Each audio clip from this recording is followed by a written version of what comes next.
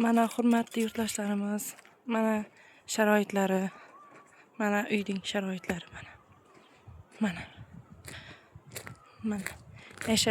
Yashab turgan uylarning ahvollari mana. Oynalari yo'q. Mana oshxonalari. Oshxonalari.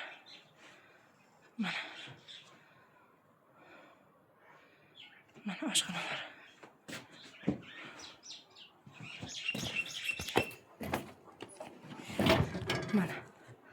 Mana uyning ahvollari.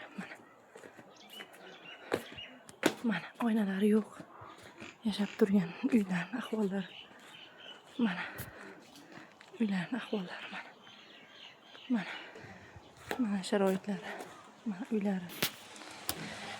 Mana yashab turgan joylari. Mana pataloq ham bo'lmagan. Mana. Assalomu alaykum. O'zingiz haqingizda qisqacha ma'lumot berib, nima bo'lganini aytib o'tsangiz. Assalomu alaykum. Men Olim Qulov Siyovish birinchi guruhini o'qiyman. Shunday qilib to'shakka yotib qolganman.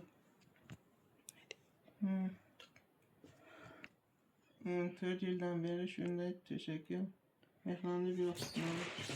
Shuning uchun yordam so'rab, shunday sharoitga turaman. Shu imkoniyatim yo'q biron больницаga borib yotib davolashga. Sizlarga yordam so'rayman.